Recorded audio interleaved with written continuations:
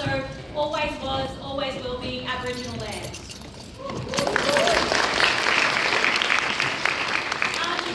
wonderful to see so many people here this evening in the context of the racist build-up in response to the Voice referendum. I think it's a pretty worrying time when you've got people like Jacinta Price and Tony Abbott trying to minimise the impacts of eugenicists here at the university, along with many other eugenicists. Yesterday we did a tour of the University of Different Eugenicists. Very much, fun stuff. Very much academia, scholarship and everything intertwined and with what's gone on at this university. So the building's name was changed in 2016 after a long campaign by students and academics here. So I just wanted to acknowledge that. And Barry had actually had a bone collection, a bone removal called the 400 Aboriginal bodies, which have since been repatriated, are in the process of being repatriated. So that was one of 3 bone collections containing Indigenous bodies at this university. So I just wanted to prove that that was the case. So I will start now. Sorry, I was being a bit cheeky. Thank you, everybody. Hello, everybody. My name's Kim Ali. I just wanted to quickly introduce myself. I'm a Murri woman from North Queensland. My grandfather's people are from around Butchell country, around Charles Towers. My grandmother, we believe, is Kamilaroi. We also have Maori on my grandmother's side as well. I want to also acknowledge the traditional owners of lands, the Wurundjeri and Bunurong people, Wiradjuri and Bunurong people, the Kulin Nations, and acknowledge that this land has never been ceded, and it always was and always will be Indigenous Aboriginal land. And of course, pay my respect to elders, past and present, and welcome you all here, but also many other Aboriginal and Torres Strait Islander people joining us here today. So I'm going to talk a little bit about sort of the current state of affairs around racism in Australia, and then sort of talk a little bit about my perspective on The Voice. So I'm going to start off with, in October, and some of the stuff I'm going to be talking here isn't very pleasant, so I apologise for that, but it is the reality, unfortunately. So in October 2021, after spending 5 hours without a direct answer from police as to whether her child was alive or not, a mother of a 27-year-old Aboriginal man would finally found out that her son had died via a Facebook message. In a preliminary hearing into the young man's death in May of this year, the coroner heard that the Aboriginal man was choked to death by a police officer, and that the police body cameras had recorded another police officer telling the man choking him to choke this cunt out, choke him out. So according to the data from the National Deaths in Custody program, today Indigenous men are 23 times more likely to die in police custody in comparison to non-Indigenous Australians. Since the 1991 Royal Commission into Aboriginal Deaths in Custody, there has been 555 Indigenous deaths in custody, 15 alone from the start of this year. Aboriginal women and children, of course, unfortunately, are not exempt from this. 2 days into 2020, a 37-year-old Aboriginal woman in Victoria died in prison after being remanded into custody on minor charges. 9 days later, a 13-year-old Indigenous girl was held overnight and strip searched by Tasmanian police for allegedly breaking a curfew. On the same day, the then Affairs Minister Peter Dutton, who is now the opposition leader, yes, feel free to hiss, asked the Australian Federal Police to investigate the Aboriginal ancestry of award-winning writer Bruce Pascoe, author of the groundbreaking Dark Emu, which rebuts many of the racist myths surrounding European invasion and colonisation of Australia, of what is now called Australia. So this sort of institutionalised and systematic racism has been the bedrock of Australian society since invasion in 1788. It's used to justify the dispossession, exploitation, oppression and genocide of our peoples, and it's on what capitalism has been built in this country. Australia began as a settler colonial state, with the early capitalist class being an offshoot of the British capitalist class. Without the dispossession of Indigenous populations, the colonists would not have been able to access free land or exploit the free labour of Indigenous people that was crucial to establishing the pastoral industry in this country. Invasion brought not only the loss of land and the livelihood of Indigenous peoples, but also decades of frontier violence, the introduction of disease and that devastated Aboriginal and Torres Strait Islander populations. It brought racist protection policies, which resulted in the segregation of Indigenous people on government-run reserves and missions, and the kidnapping and removal of Aboriginal children. It also enacted bonded servitude and slave labour. Today, 235 years, I haven't calculated that right, after invasion, institutionalised and systematic racism remains central to Australian capitalism, ensuring that Indigenous people remain the most socio-economically disadvantaged group in the country.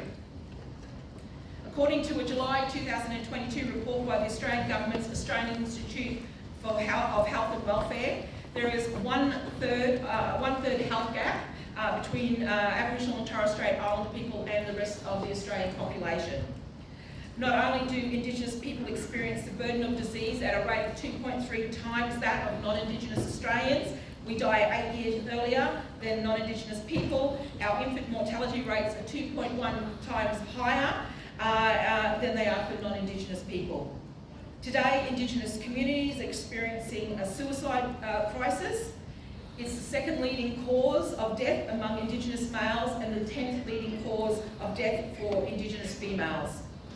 In 2019, between January and May alone, 62 Indigenous suicides were recorded. More than half of the victims were under 25 years of age, 15 were children, the youngest was just 12 years old. Despite Indigenous people making up less than 3% of the total population, a quarter of child suicides in Australia between 2013 and 2018 were Aboriginal and Torres Strait Islanders. In 2020 to 2021, the rate of intentional self-harm and hospitalisation for Aboriginal and Torres Strait Islander people was 3 times that of non-Indigenous Australians. So I don't tell you these statistics well, I do want to tell you, I do want you to be horrified with these statistics, but I'm not just telling you these statistics just for the fun of it. That's not the right word, but you know what I mean. However, according to No campaigner Jacinta Price and Warren Mundine, not only are there no ongoing negative impacts of colonisation, but most Indigenous Australians are doing just fine. This is, of course, a rewriting of history. It's an attempt of both Price and Mundine, both of whom are Aboriginal, to repaint the seizure of wealth from Indigenous people, the genocidal conquest of the continent, ensuring state-directed programs of cultural extermination as something that was necessary and noble. While both Price and Mundine are regularly touted by the right wing as Indigenous leaders, neither have any popular support, I would argue, among Aboriginal and Torres Strait Islander communities. I'm happy to be proven wrong, but that's my take on it. As John Fain starkly documented in The Guardian, Price's election campaign for the Senate in 2022 came overwhelmingly thanks to the support of the predominantly white suburban voters in Darwin and Alice Springs and Katherine, not the voters from Aboriginal communities. Likewise, 3 years earlier in 2019, when Price unsuccessfully ran for the Northern Territory Legislative Assembly, she only received something like 36 out of 500 votes in one particular Indigenous community, 46 out of 600 in another, and then around about 38 out of about 600 in another, just to give you an idea of what sort of vote she was getting. So instead, again, the support came from the more urbanised areas.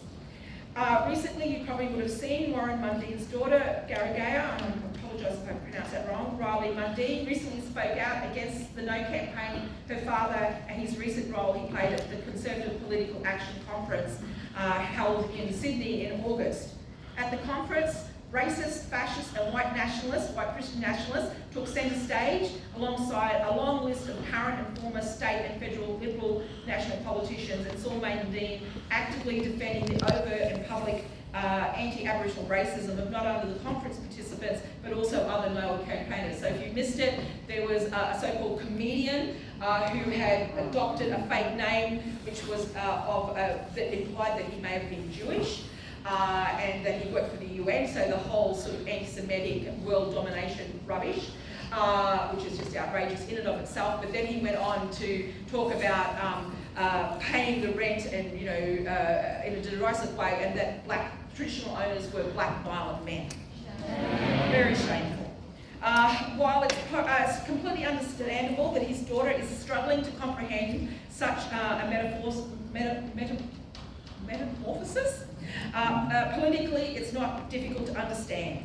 Both Mundine and Price's politics today are marked by opportunism, and such opportunism is not a chance occurrence. Instead, it is a social product of capitalism, and which reflects class politics.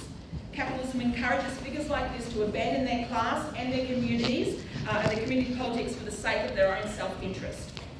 But such opportunism is not a one-way street. As the Sydney Morning Herald Associate Editor Tony Wright, sorry I'm a bit tired, so I'm stumbling over words, has noted in an article he wrote after Jacinta Price's press club speech, Peter Dutton gets by making Price the Coalition's Indigenous spokeswoman. What he gets by making Price the Coalition's Indigenous spokeswoman is a weaponised conservative woman who can say the things out loud that white conservatives haven't dared to say since the early 1960s. I would say they've been saying it since then, but maybe not as prominently. This was patently obvious when Price declared during her National Press Club speech that there was no ongoing trauma or disadvantage to Aboriginal and Torres Strait Islander communities due to colonisation. And you can see, if you watched it, the coalition figures who attended the speech, including National Party leader David Littleproud, Barnaby Joyce, Bridget McKenzie, Liberal frontbencher Michaela Cash, and former National MP Kay Hall, whooped and twittered with excitement as she went far beyond her opposition to the Voice to Parliament. John Roscombe from the Institute of Public Affairs, a hard-right think tank, was even more explicit as to Price's real role. In a 23 September article for the Australian Financial Review, Roscombe sang Price's praises, saying, "After years of Conservative politicians refusing to engage in the so-called culture wars, Price has proved what can be achieved when a centre-right MP speaks confidently in defence of the country's values and its ways of life." The ways, so is that it speaks confidently in favour of racism? That's the Australian values and Australian ways of life? Okay. With barely masked glee, Roscombe announced that Price had captured the imagination of her supporters in a way that had rarely been seen in recent decades in Australia. Her supporters, of course, include the Liberal and National Party politicians, right-wing media commentators such as Andrew Bolt, who has been gleeful as well, and Alan Jones, and white supremacists, fascists, and garden variety racists. In Australia, race and the struggle for Indigenous rights has always been a central battleground in the culture wars throughout the 20th century. While the culture wars have waxed and waned over decades, they have often found a central place on the national stage at key moments when race and the struggle for Indigenous rights has been viewed as a threat to not only the Australian state, but the Australian national identity. The 1992 Mabo decision, for example, would provide the catalyst for the culture war that would dominate the national stage after the election of John Howard and his right-wing government in 1996. And this also came on the back of, obviously, wins by the Aboriginal rights movement throughout the 1960s and 70s. The battleground of both the culture war and the history wars of that period under Howard was not only on Australian history since British invasion, but also the treatment of Aboriginal and Torres Strait Islander people. However, while Howard's culture war may have started with an initial focus on Indigenous Australians, it also expanded to target refugees, migrants, women and the LGBTIQ community. The culture wars were part of a strategy to push back the gains of the 1960s and 70s, a period of mass radicalisation and campaigning that resulted in the significant progress for oppressed and marginalised groups, including Aboriginal and Torres Strait Islander people. Today, as two of the most prominent right-wing culture warriors, Warren Mundine and Jacinta Price, are not only playing a leading role in legitimising the racism of the No campaign in the lead up to the October 14 referendum, they are also actively aiding in fomenting anti-Indigenous racism and the mainstreaming of white supremacist and fascist voices and ideology as part of the right's culture war against Aboriginal and Torres Strait Islander people.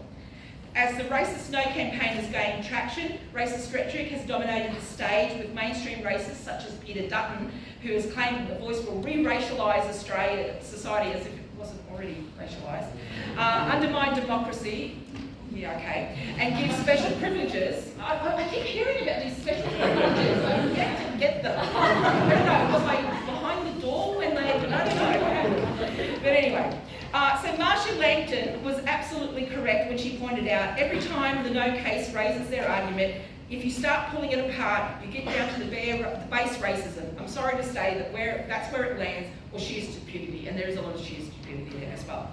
The Voice referendum has unleashed a vile racist campaign that Conservatives have long wanted to excuse, an excuse to wage. It has not only exposed the unvarnished racism of the Liberal National Coalition, but it's also exposed the absolute incapacity of the Labor Party and its allies to stand up to it, as we saw when they threw Langton under the bus. This is why many of us will be voting yes in the upcoming referendum, even though we may be highly critical of the current Voice proposal and do not believe it will be able to bring about the structural changes needed to combat institutionalised racism and bring about real end to an oppressive relationship faced by our people. And I have been highly critical. I've talked to my students, I lecture on it, I've been asked about it, and I do have a very strong criticism of recognition politics. But I also recognise that this campaign has whipped up so much racism, which is extremely, really, I mean, we already had racism, but it's just whipped it up to a new level. So for me, a yes vote is not a ringing endorsement of the Voice campaign itself, but instead it's a vote against racism. And while I completely understand and support mob who feel strongly about voting no or not even engaging with the referendum, and that is absolutely their right, and I will defend to the absolute death that that's a right to do that, and I completely understand where it comes from. I do, however, also agree with Tarneen Onus-Williams' recent comments in the media where she said, the racist no campaign is dangerous in many ways and it makes it okay for neo-Nazis to go out onto the streets of Melbourne. It's important for this country to send a message to them by writing yes on the upcoming referendum. A victory for the no campaign will put wind in the sails of those who want to engage in more racism and vilification of our communities. It will have a real-world consequence, encouraging mainstream racists elected to Parliament, such as Dutton, as well as right-wing media and other sort of racists, to ramp up their racist rhetoric and try and push through more attacks on Aboriginal and Torres Strait Islander people. And if the yes vote is not successful, then we need to make sure that the no vote does not get up unchallenged. We need to have a significant opposition from around the country. I want to finish by saying that while I absolutely support voting yes to oppose racism, I also think that we have to be absolutely clear. What will bring about real justice and real self-determination for Aboriginal and Torres Strait Islander people is not the recognition politics of the Yes campaign, such as The Voice, but the building of a strong Indigenous rights movement, of building alliances and solidarities between oppressed communities in order to change the institutionalised and structural racism of the liberal capitalist state.